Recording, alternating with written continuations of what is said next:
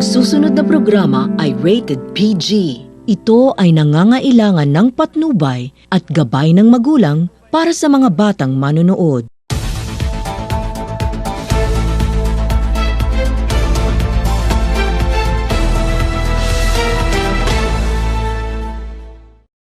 It's important to know about tax and where our money goes, how a government collects money through taxes to financially support itself. The government utilizes its funds for our citizens to support welfare programs, our country's military, roads and bridges, government employees, science programs, public school, and many more. Good day, world. This is Nico Chino Aguinaldo, and this is News YCU. News you can use. With me tonight is our reporter on the scene, Chelsea Luis G. Manicad, who will be providing us with the latest updates on this topic and more information about it. The buzzing topic for tonight is taxation, the fundamentals of taxation and some features of the train law. We'll be back for more information. Stay tuned, folks.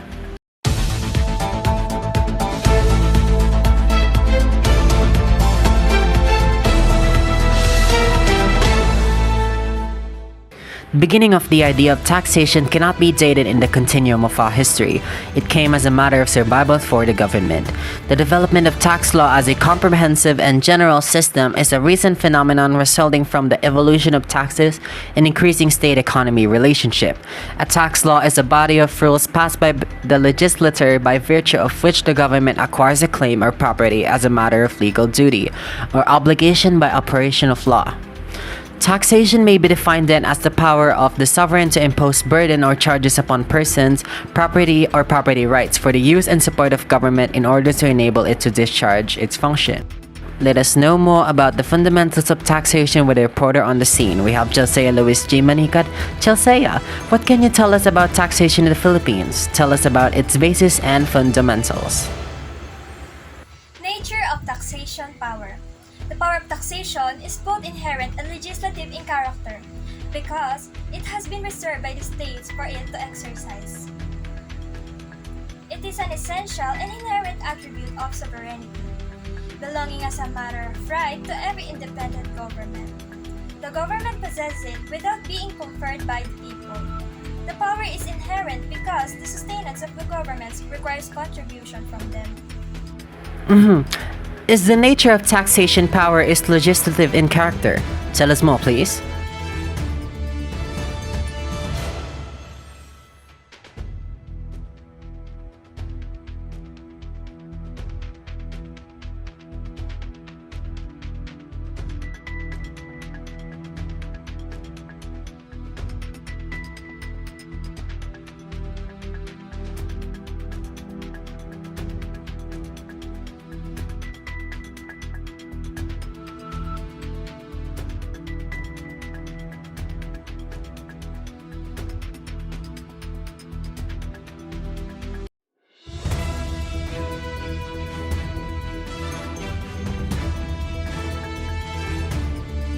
Lastly, the basis of taxation.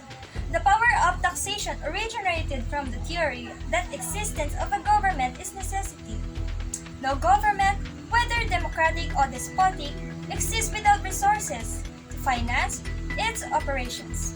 A true tax is an extraction of revenue that is support of the government.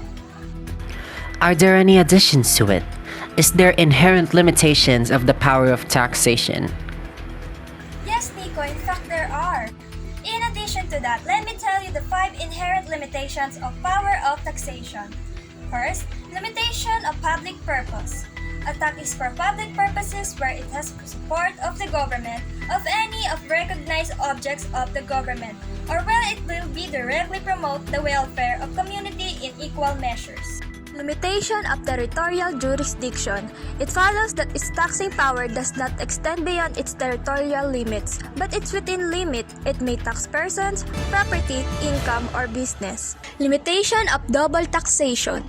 Double taxation may be understood as a direct duplicate taxation, which means taxing twice between the same public authority for the same purpose during the taxing period of some of the property in the territory in which the tax is paid without taking all of them a second time.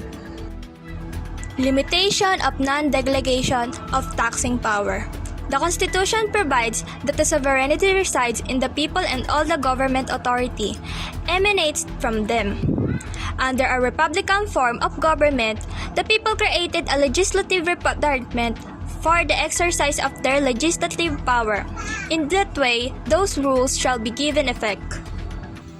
The general rule in their agency and instrumentalities of the government are exempted from taxation. Properties owned by the Philippines government, any province, city, municipality, or any municipality or municipal districts are exempted from taxation. However, government entities performing profit-making activities are not exempted from the taxation.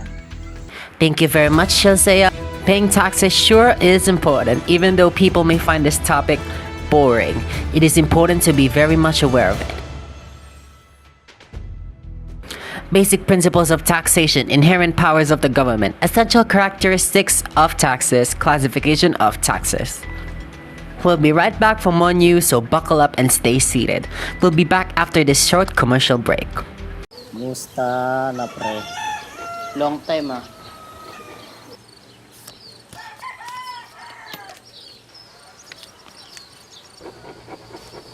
Feeling blessed. Hashtag simpleng tanghalian. Net.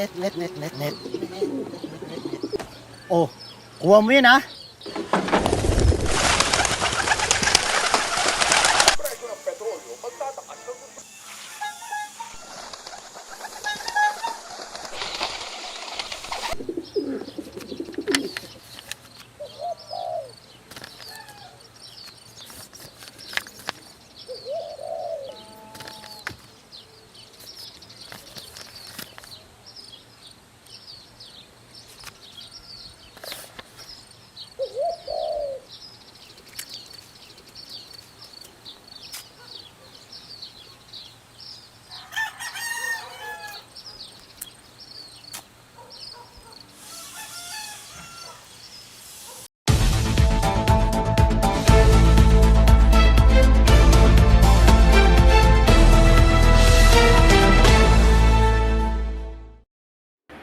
Welcome back.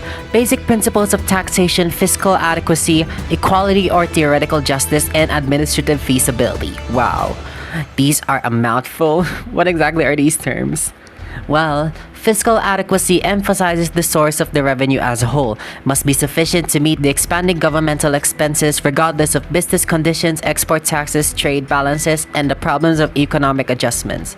Equality or theoretical justice, on the other hand, refers to the use of revenues which must be believed based on the taxpayer's ability to pay.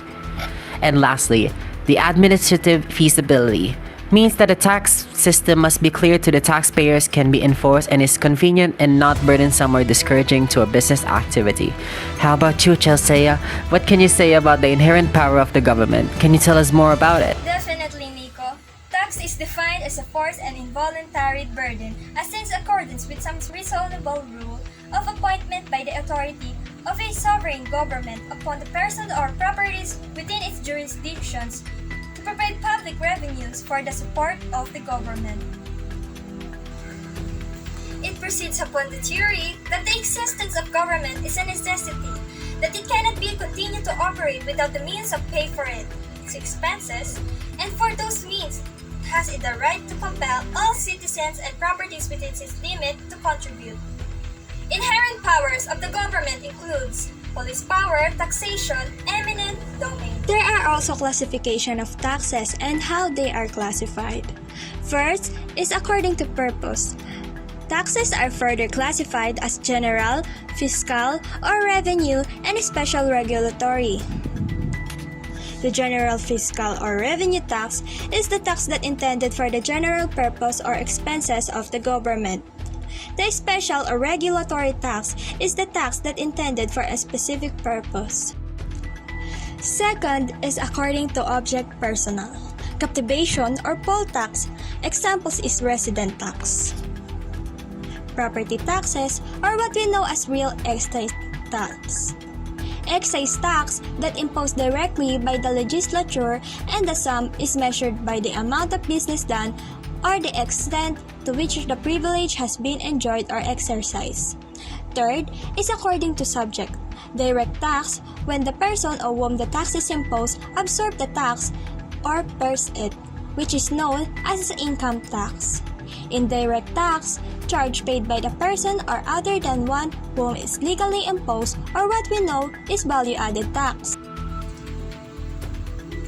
Fourth, according to the determination of amount, where there is sometimes withheld a specific tax of fixed amount by the heir of member, or by some standards of weight and measurement, and requires no assessment, other than listing the classification of the subjects. These exercises are taxed on liquors and wines. Furthermore, it is also classified as ad valorem, tax or fixed proportion of the value of property with respect which taxes are assessed, for instance, real estate tax, excise tax on cigars and cigarettes. Second to the last classification of taxes is according to authority imposing the tax, where it's classified as national taxes, municipal tax, level connected by the municipal government. And lastly, according to rate classification tax, it is classified to proportional tax is based on a fixed percentage regardless of the amount of income applied to different objects with different values. Progressive tax is when the tax rate increases, the tax base increases. Progressive tax to where effective rate decreases as the base increases. Up next, forms of escape from taxation, local taxation, and train law. After a short break, we'll be right back.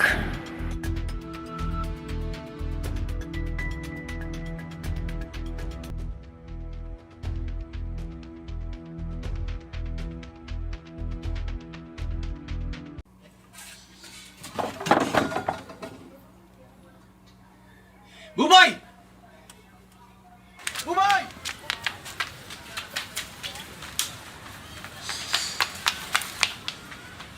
Bubay! Tay?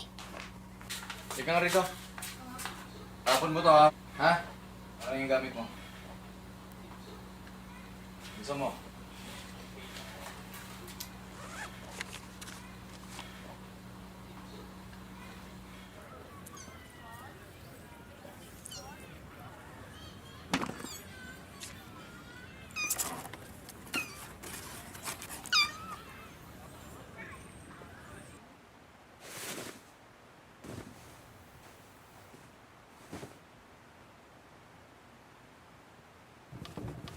Buboy! Ang ginagawa mo? Wala po, Tay.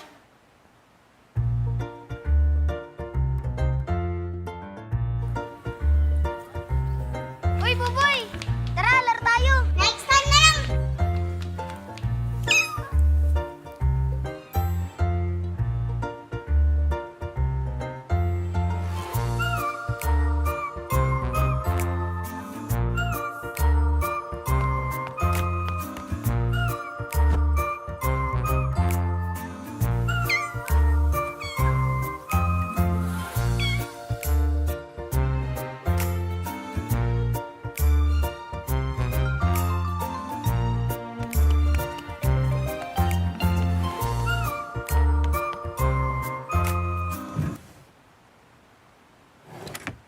Boy! Halika. Halika, tumupo ka rito.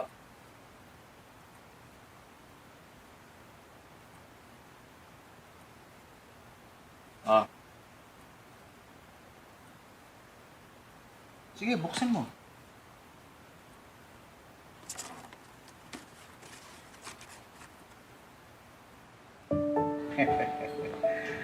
Halika.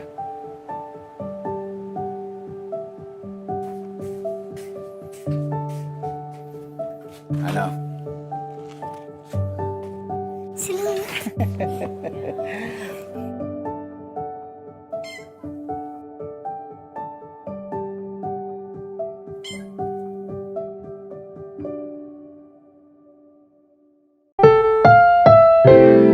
Ang susunod na programa ay rated PG. Ito ay nangangailangan ng patnubay at gabay ng magulang para sa mga batang manonood.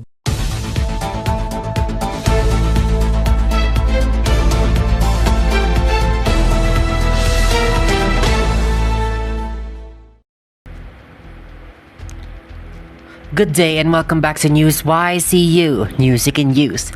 Like all of us, we experience financial troubles, but for some people, running away from their problems is the solution. They try as hard as they can to escape problems as possible. This includes people who don't pay taxes, tax evasion. These are the forms of escape from taxation we should be vigilant about. First, we have shifting. Shifting, transfer of the burden of a tax by the original payer on the one on whom the tax was assessed or imposed to another or someone else. Capitalization, a special form of backward shifting. It occurs when the good is durable good. The whole series of future taxes is to be shifted backward at the time of purchase, and the future taxes must be capitalized and deducted in a lump sum from the price offered. Transformation. This is effected through the process of production when the producer pays the taxes himself and recovers the additional expenses by improving his production, thereby turning out units of his production at lower cost. Evasion. Illegal effort to avoid payment of tax. Avoidance. Use of legally permissible means to reduce tax liability. Exemption, grant of immunity to a particular person or corporation from a tax upon properties or exercise which they are obligated to pay. Let us know more about local taxation and train law.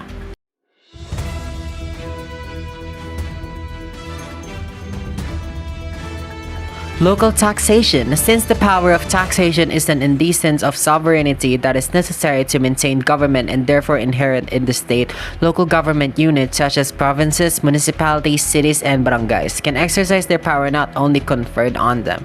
The constitutional provisions as to taxation on LGUs are ordinarily not self-executing because they require conferring the power to tax. The local power of taxation is subjected, such conditions and restrictions may be prescribed, and only such purposes may be expressed. Local tax may only be valid only for public purpose and yet invalid for private purposes except when allowed by law. Local funds shall be devoted exclusively to local purposes. The policy of taxation in the Philippines is provided primarily by the consultation of the Philippine and the Three Republic Acts. Let me add more to that, Chino. We can see in the Constitution what's the main purpose of local taxation. 1. Constitution Article 6, Section 28 of the Constitution states that the rule of taxation shall be uniform and equitable and that the Congress shall evolve a progressive system of taxation. Second, national laws, National Internal Revenue Code, enacted as Republic Act of 8424 or Tax Reform Act of 1997 and subsequently amended by the Republic Act of 10963 or Tax Reform for Acceleration and Inclusion for Act of 2017. For the third, local laws, major sources of revenue for the local government units, LGUs, are the taxes collected by virtue of Republic Act number 7160. While those imposed are local government level, which are provincial, city, municipal, and barangay, are collected by the local treasurer office. I heard there are some followings of the salient features of Republic Act 10963, otherwise known as the Tax Reform Acceleration and Inclusion, also known as train law. Example given here is income tax. What can you say about it? Yes, I can tell you more about the train law and its background. On December 19, 2017, the Presidential signed into Law Package 1 of Tax Reform for Acceleration and Inclusion. TRAIN, TRAIN, Bill otherwise known as the Republic Act of 10963 or 10,903. The law contains amendments to several provisions of National Internal Revenue Code. It has taken effect on January 1, 2018 following complete publication in the Official Gazette or at least one newspaper of general circulation. The law was published in an official gazette on December 27, 2017.